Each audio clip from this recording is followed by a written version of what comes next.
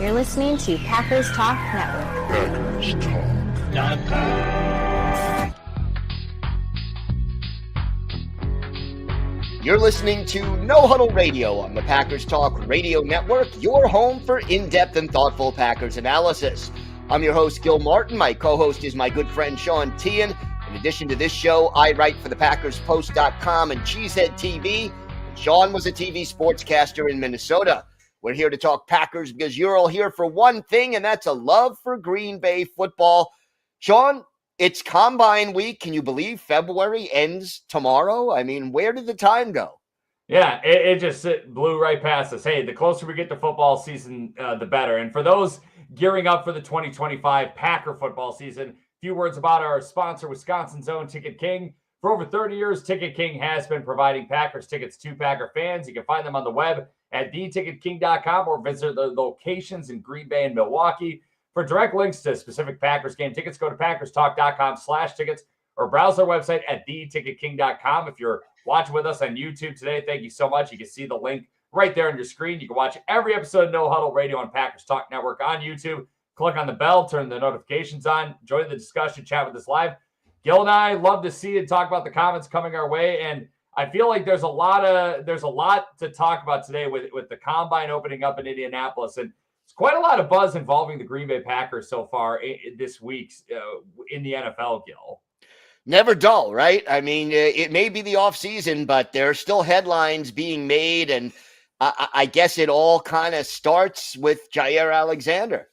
Yeah, and the big thing is that NFL Network reported that the Packers are in discussions to possibly trade Jaire Alexander. Alexander has 2 years, $37 million left on his contract. It's most of it is non-guaranteed. Maybe all of it's non-guaranteed. I don't know the exact details there, but it's a very tradable contract nevertheless.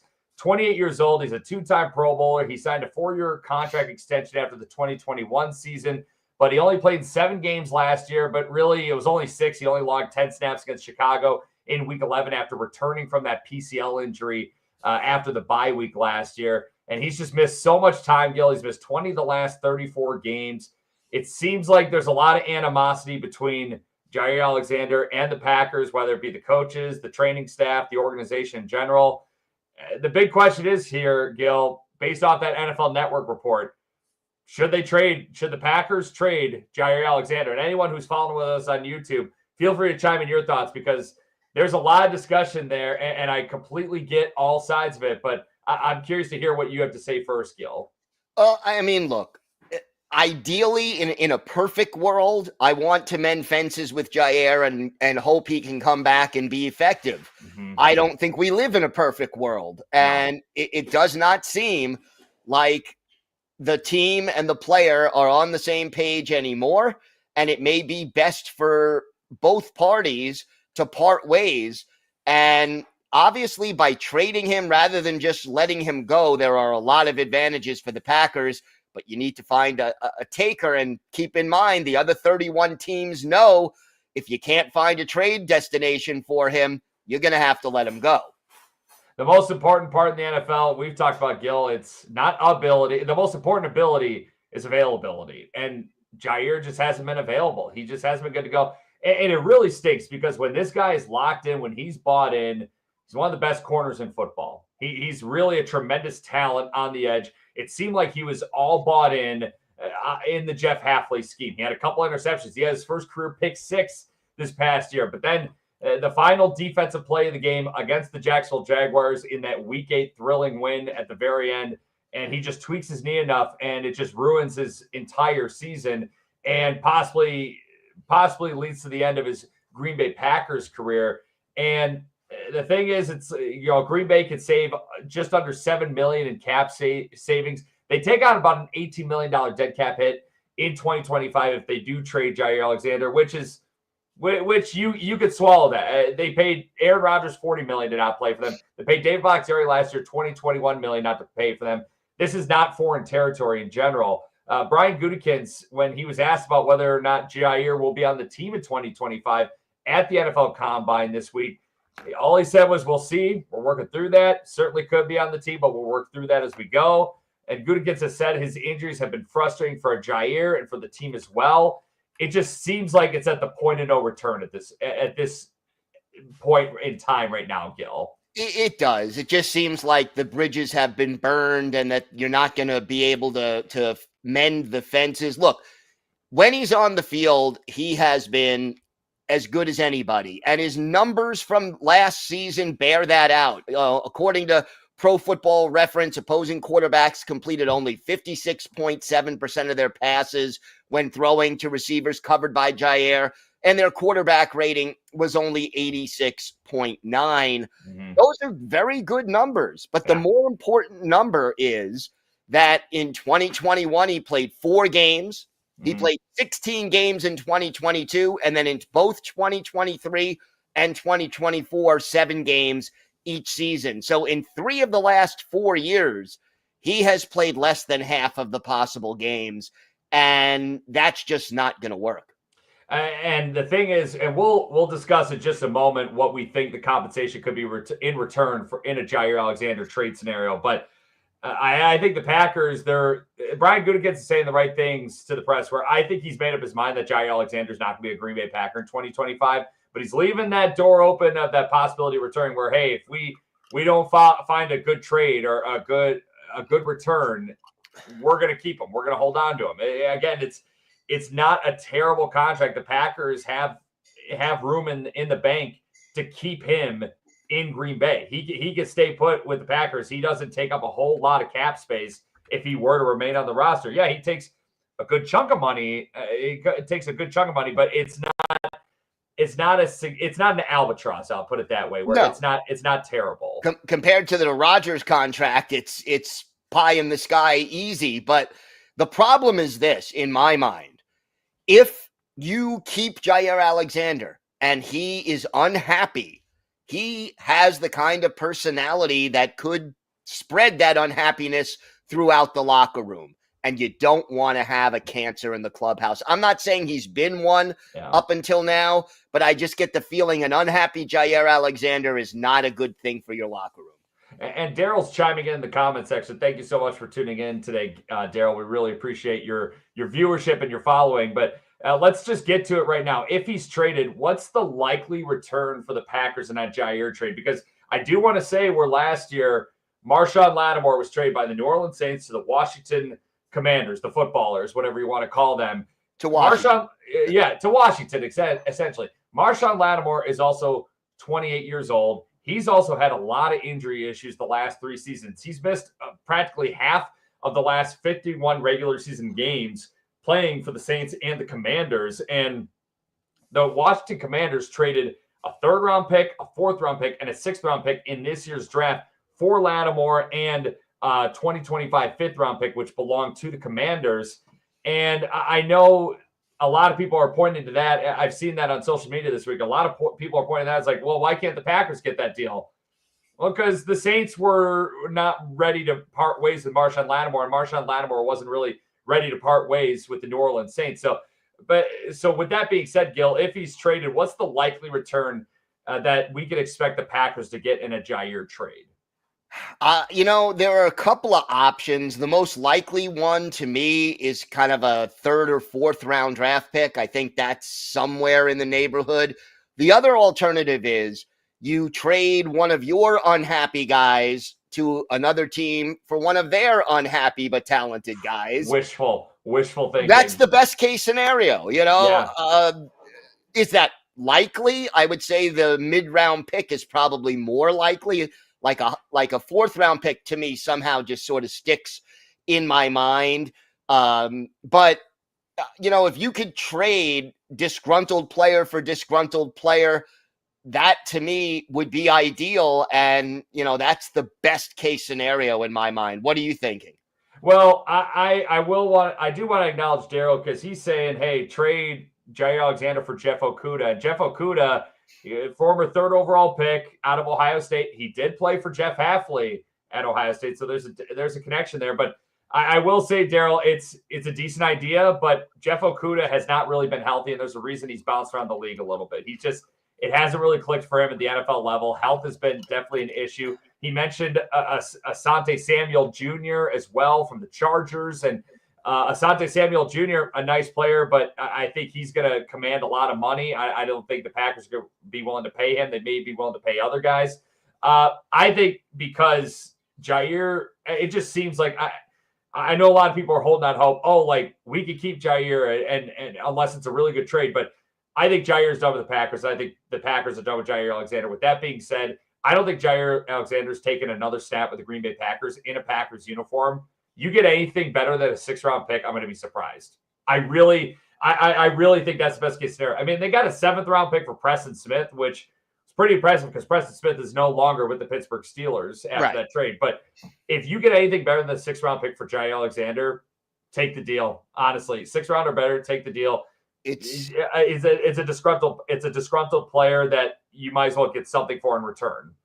Yeah, because the alternative is you let him go for nothing. And the problem with letting him go for nothing is the Minnesota Vikings, the Detroit Lions, the LA Rams, the Philadelphia Eagles, the Washington Commanders, all the teams that you're fighting with for that NFC playoff race, they can grab him and sign him. And we don't want that. Or maybe the Bears, they seem to sign everybody who we let go. So it's like, why not, right? Them in Minnesota, man. It's just, it's always the same thing with those two franchises. The home for wayward Packers, you know? Yeah, that's right. That's right. The home for pissed off former Packers. That's pretty much what it is. But with Jaire, I would rather trade him. If it gets to a point, though, it's going to be bad if the Packers don't get any trade offers whatsoever. And the Packers just still straight up release him because I think that is a legit possibility. I really do. I just think these two sides are so far apart. I really don't think they want anything to do with each other anymore. And maybe that's just the cynical side of me coming out, but I just don't see it happening. And if Jaire Alexander, if he played quarterback, if he was your franchise quarterback, you try to make that work.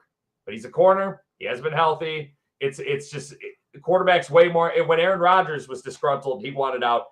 He ended up playing 2 more seasons in Green Bay. But it's just a completely different ballgame when you're talking about the quarterback compared to the cornerback. And ideally, I would love to trade him for a player. And maybe you include a late round pick, or maybe the other side includes a late round pick swap or something like that. But I really do think people are hoping for the Marshawn Lattimore deal. I don't think we're going to get anything close to that if we do trade him. No, I don't think we are either. And it's going to be difficult because when the rest of the league knows he's unhappy and doesn't want to come back, you've got no leverage. So, it's you don't want to take the dead cap hit and have him walk away for nothing. Yeah. And maybe even go to one of your opposing teams.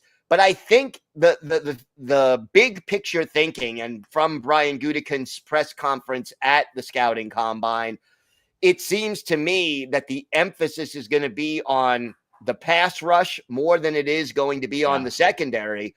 And so, I get the feeling, not that they're not going to get a cornerback, whether it's in the draft or in free agency, but I don't think it's going to be this monster acquisition. It's not going to be the Xavier McKinney 2025 cornerback version.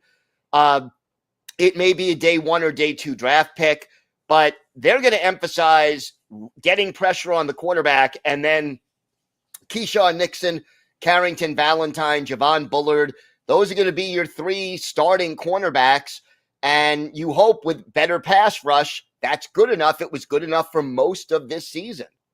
Yeah, and you mentioned Brian Gutekunst again. He spoke to the media on Tuesday in Indianapolis before the NFL Combine, and we're going to be talking about the Combine, I bet, quite a bit next week about guys who we really like coming out. Those relative athletic scores can't get out soon enough, Gil. I can't wait to see, hey, who are the Packer types and who's going to fit the Packer mold. But you mentioned Brian Gutekunst, and he talked a lot on Tuesday about how the defensive front just needs to be improved, and that's a big emphasis. And there are some guys out possibly available on the trade market, whether you talk about Cleveland's Myles Garrett or the Raiders' Max Crosby, who hasn't demanded a trade out of Vegas, but he's a guy who could become available and has that connection to Josh Jacobs and Rich Bisaccia from their Raider days.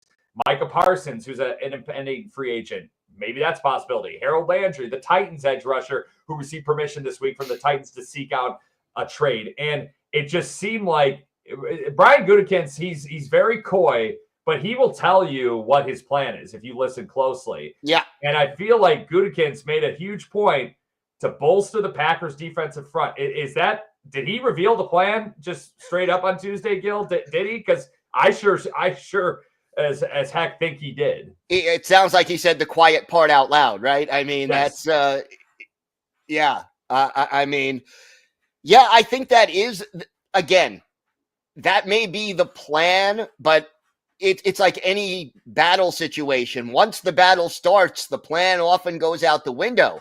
And I'll give you an example. 2020, the Packers planned to draft a wide receiver in the first round. Mm-hmm. They traded up to get a wide receiver in the first round. And then there wasn't any receiver they wanted to take still on the board. So they went to plan B, which was some guy named Jordan Love.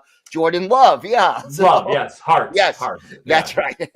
So, I mean, sometimes things fall in your lap that you didn't plan on, and it works out better than maybe it would have if you would have gotten the thing you wanted in the first place. But we'll see. That may be the plan, and I think that's the emphasis. But whether or not that means that's what they're taking in the first round, that's a whole different story, because you don't know how the board's going to drop. But it is a deep defensive front and offensive line draft. Yeah, and I remember when they drafted Rashawn Gary in 2019, and Brian Gutekunst made a point in that press conference after drafting him and Darnell Savage. What Rashawn Gary specifically, though, was there were a lot of really good edge rushers in this draft, and I want to make sure I got one of those guys. Yep. And I feel like there's going to be a lot of D tackles who are going to fall off the board, or who are going to get drafted very, very quickly. They're going to get off the board sooner rather than later this year. And like you said, it's a very deep class. I mean, Michigan may have 3 defensive linemen drafted in round 1. You know, that like just from one school. And Tennessee has a few guys who may get drafted in round 1 too. And Georgia, obviously, that's a machine. They always are producing NFL D linemen every single year. But it's funny that the Philadelphia Eagles win the Super Bowl. They dominate the Super Bowl against the then defending 2-time champion Kansas City Chiefs. And they didn't blitz once that entire Super Bowl. And they consistently got home with 4 people. But I feel like that's where a lot of NFL teams are going to overpay for D linemen, for guys at the edge or a D tackle this offseason in free agency. And the Packers, who knows what Brian Gutekunst is willing to spend. He's usually a guy who's willing to spend the right amount of money on a guy. He doesn't tend to overpay for someone. That's not the Packer way in general. But people are acting like Philadelphia reinvented the wheel. It's like, oh, we need to bolster the defensive front. We need to get home with 4. And that's the emphasis I feel like in this offseason so far. But this is nothing new. This has been, think about when the Tampa Bay Buccaneers won in the early 2000s, and they were able to get pressure on the quarterback with Warren Sapp and Sidney and Rice and just 4 guys every time, and they were able to drop 7 in coverage. It's nothing new, but there's definitely more of an emphasis because the world champions dominated by only getting home with 4 guys very often. So that's something where there's going to be a lot of knee-jerk GMs, a lot of general managers with knee-jerk reactions who are going to overemphasize the defensive front, which is very important. But if that's Gutekunst's off-season plan and emphasis, I'm totally for it. There are way too many times where the Packers secondary was in coverage for 4+ seconds. Can't do that. Even with the best secondary, you can't do that in football. So, yeah, if this is the plan, I'm all for it. Look, the thing that sticks in my mind is that first touchdown the Eagles scored right after the Keyshawn Nixon fumble. And I think Jalen Hurts could have ordered a pizza and had it delivered before any of the pass rushers were even close to him. And, you can't have that. So, yeah, the Eagles were successful because they got pressure with 4. That was a problem for the Packers almost all year. And part of it could be, they're adjusting to the new 4-man front under Jeff Hafley, and guys who were used to being outside linebackers had to line up with their hands on the ground. But, Hafley's defense was not ideally designed to have all these stunts and blitzes and all of that. He wanted to get there with 4, and he couldn't, and he had to adjust as the season went on. You really want to, and the other thing that Gutekunst mentioned is he's really expecting a 3rd-year jump from Lucas Van Ness. Do we need it, because he just, as a pass rusher, did not seem to show much improvement last year. Yeah, he took a step back for sure. And Rashawn Gary, I know Rashawn Gary's SAG numbers weren't huge or anything, but I still think he had a good year because he was a much better run defender. He was a very good run defender. He was a very, and that was a huge, he was a huge reason for the Packers' improvement in the run defense. Rashawn Gary was very good in the run defense, and he wasn't getting to the quarterback as often as you like, but I feel like a lot of protections were shifted his way. He needs help for sure, but it's funny though, where the Packers pass rush clearly needs improvement, and it was very evident in that Eagles game. And the Eagles offensive linemen, it's one of the best offensive lines in the NFL. They have been for a few years now, but the Packers are still a top 10 team in sacks this year for defense. And that just goes to show how far along the Packers defense came from the Joe Barry days in Jeff Hafley's new scheme. But they still have a lot of potential. There's still anyone who watched the Packers down in and down out like we practically did, Gil, knows that there's still a lot of room to grow on that defense. And this is really only the beginning. They get a guy or two in there that could really, really get this defense moving in the right direction. Oh, boy, like this is going to be a terrifying defense to go against if you're an opposing offense. Yeah, I mean, they already were a top 10 defense this year, and if you can get that extra juice in the pass rush, and keep in mind, you also have guys like Quay Walker and Edgerrin Cooper who can blitz and be effective. But what Hafley likes to do when he blitzes one of them, he drops one of his linemen back in coverage. Yeah, he doesn't want to expose the passing defense. He wants to keep and that's just kind of the way everyone's playing a shell coverage. Everyone is essentially trying to keep everything in front of them. And that's where Xavier McKinney, you have that safety blanket literally over the top. He doesn't let anything get behind him now. Xavier McKinney is a great, great safety. Daryl did mention in the chat that he wants Hunter Wohler, who is from Muskego, Wisconsin. You are correct there, Daryl. Played for the Wisconsin Badgers, smart player, good player. Seems like a good kid in general. Maybe they can get him in a late round. I don't think they're going to emphasize safety early enough, but hey, things could change. You know, you take the best player available. You never know what's going to happen. But it's if Brian Gutekunst literally, if he spends his first, second, and third round pick on defensive linemen, I'm not going to be upset. I really am not. Because I feel like if they really bolster that unit, this defense can fly. Yeah, and I think, look, one thing we've learned about Brian Gutekunst, when there's a positional need, he will double or even triple down.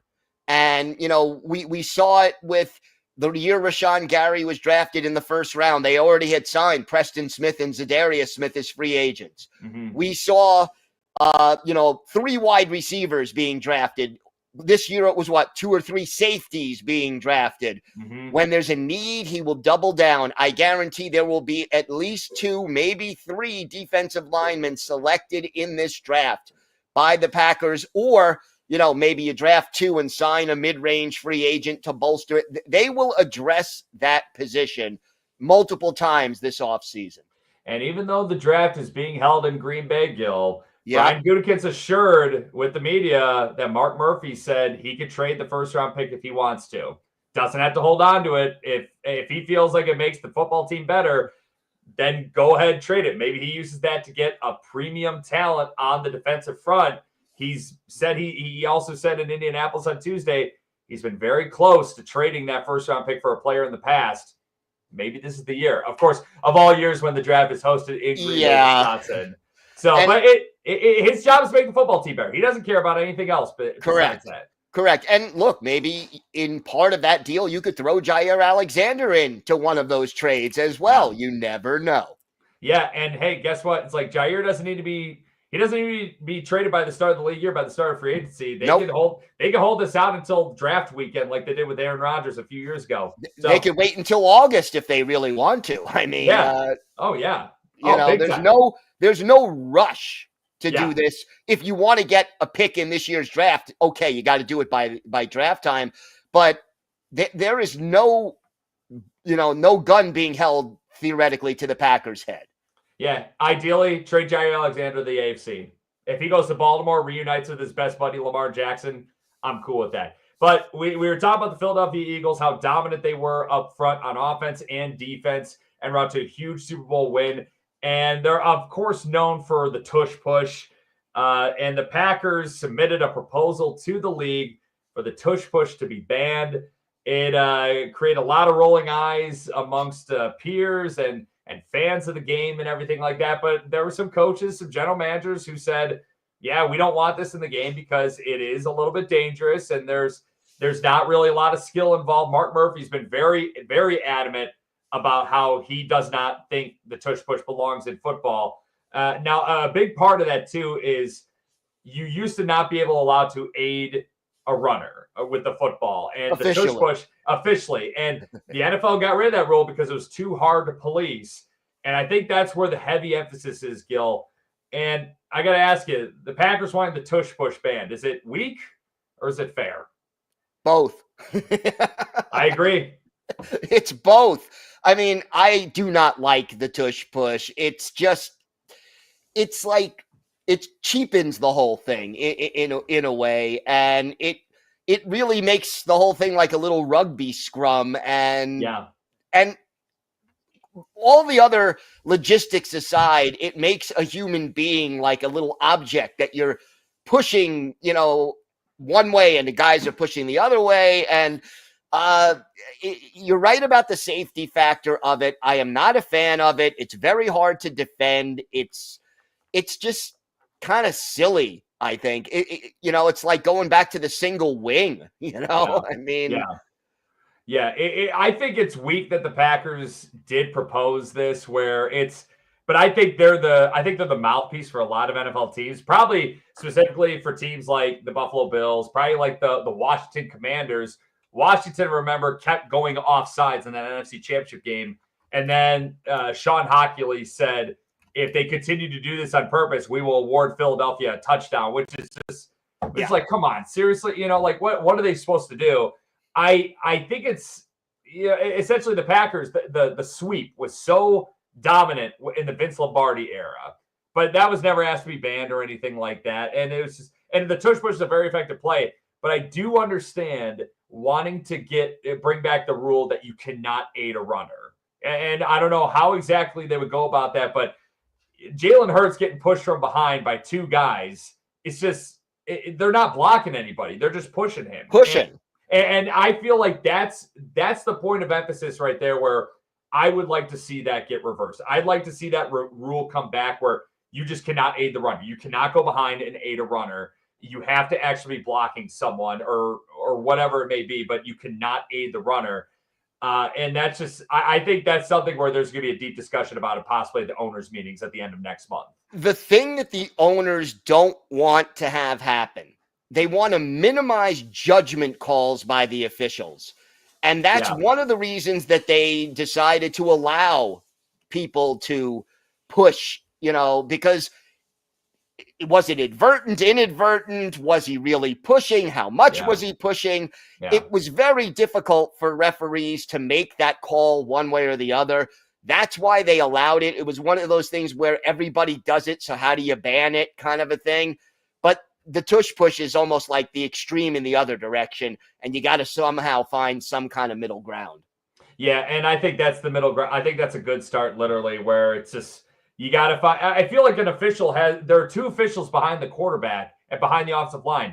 You'd think that if they saw one of those guys touch the butt cheek or the back of the quarterback, they'd be like, hey, he's clearly aiding the runner. It's just, I feel like it's a clear view for the officials where that would be a pretty easy judgment. It's like, oh, yeah, they're definitely aiding the quarterback right here. So that I would be a fan of. And the big thing is we'll know if this is going to go through or not at the annual owners meetings, which are taking place from March 30th through April 2nd. The banning, if the tush push is banned or if the rules alter in any way, it requires 24 of 32 votes at the annual owners meeting. So 2/3 votes it requires for that rule to go through. So it's going to be very interesting. Hey, if Mark Murphy goes out with the NFL draft in Green Bay and getting the tush push banned in the NFL, that's a heck of a way to go out, man. Like go into the retirement and just drift off into the sunset. That would be something. And I will say with Mark Murphy, that guy doesn't sugarcoat anything. He'll tell it like it is. He'll speak his mind. And I'm going to miss that for sure about Mark Murphy. And if he gets the tush push ban, it's like, hey, well done, sir. That's a mic drop. You drop the mic and you walk away. Yeah. Yeah, it's like I think I just put in my retirement papers right there. As soon as the NFL draft ends in Green Bay, it's like, yep, that's it for me. I'm done. I'm all done. Absolutely. So, Gil, obviously a lot going on this week with the Combine in Indianapolis, the Jaire Alexander trade rumors, Brian Gutekunst talking about where he wants to improve this team. A lot of good newsworthy items for you on Packers Post, CheeseheadTV.com. What do you got online for us? Bunch of things. Talked about some of the Packers' own free agents, whether or not they will or should re-sign them. Talked on Cheesehead TV about how offensive line is kind of a sneaky need for the Packers. Yes, it is. Because 4 of the 5 players along the offensive line will be no longer under contract after 2025. So that's a lot of guys. So regardless of whether you re-sign some of them, you got to start planning for that. So I did talk about that on Cheesehead TV. And I'll give credit to Brian Gutekunst, Ted Thompson before that, Ron Wolf before that. They make sure that offensive line is cupboard is pretty full at all times. They are always ready for the next step, I feel like. And boy, do they do a good job of using day 3 of the draft to get starters along the offensive line. It's crazy. There are 2 starting tackles from this past year, both day 3 picks. And their right guard was a day 2 pick from the same draft as Zach Tom and Rasheed Walker. But hey, a product being good, man, you can't keep them all. You can't afford everybody. So that's just the way it goes. And Gil, you ready for some trivia? Let's do it. All right. Well, we've been talking quite a bit about Packers general manager Brian Gutekunst in this week's episode of No Huddle Radio. For those who may not know, Goote's father, John Gutekunst, was the head coach of the University of Minnesota from 1985 through 1991, where he coached a future Green Bay Packers first-round pick. Gil, which former Packers first-round pick played for John Gutekunst, Brian Gutekunst's dad, at the University of Minnesota from 1986 through 1989? Running back Darryl Thompson. Man, you didn't even hesitate. That was I knew it right away. Running back Darryl Thompson, the 19th overall pick in the 1990 NFL draft. He's actually a Rochester, Minnesota native. I actually met him a few times. Great guy. Really, really nice guy. Glad to hear that. Yeah, he totaled more than 4,800 yards and scored 43 touchdowns in 4 seasons for the Golden Gophers. He was drafted by the Packers 19th overall in the 1990 NFL draft. Now, he's a nice guy. He spent his entire 5-year NFL career with the Packers, but didn't really quite live up to the first-round expectations. He amassed only 1,641 rushing yards and scored 8 total touchdowns in his NFL career. Thompson was one of 2 first-round picks John Gutekunst coached while he was in charge of the Golden Gophers program. And the Packers haven't used a first-round pick on a running back since the 1990 NFL draft. Thompson's the last one. They've selected 3 running backs in round 2 since then, but none in round 1. And Gil, do you want to guess which 3 running backs the Packers have used second-round picks on since the 1990 NFL draft, just real quickly? Second-round picks on running backs. All in the new millennium. Right. Oh, boy. Why am I drawing a blank? Go ahead. Tell me. Because it's not draft season. That's why. So, 2007, they drafted future Super Bowl champion Brandon Jackson. Right. 2013, they drafted Eddie Lacy. And then in 2020, they drafted the mayor of Door County, A.J. Dillon. That's true. That's right. Yeah. And then some lighthearted news for the Green Bay Packers. Tight end Ben Sims. He got engaged over the weekend. Big congrats to Ben Sims. I actually, when I went to that playoff game in Santa Clara a couple of years ago, Gil, I met Ben Sims' family. I met his now fiance. Very nice folks. Very good people. It just seemed like a really, really great down-to-earth family. And I even yelled at Ben Sims because my seats were good. I was like, "Hey, I met your family," and he gave me a thumbs up and a smile from behind. I love it. So, big congrats to Ben Sims and best wishes going forward. I don't know if Gil and I will have the best marriage advice for him, but hey, who knows? You know, we tend to be a little smart in some areas, right? That's why we're both married. That's right. So we're not that stupid, but hey, it's like we're both married and we live to tell about it. So yeah, she's always right. She's always right. That's it. You live and die by that, man. Love your wife, love your life. There you go. Oh, on that lovely note, that is going to do it for us today. We'll be right back here next week. Follow us on Twitter at Go Packers and at CB Packers to stay up to date on all things Packers or to ask us questions. Or you can email us at gbpackerssean@gmail.com. Make sure you're subscribed to Packers Talk on iTunes, Google Play, Spotify, YouTube, or wherever you get your podcasts. And a big thanks to PackersTalk.com for powering our show. And thank you for listening. Until next time, Go Pack Go. Go Pack Go. Love is in the air, and I really just don't care.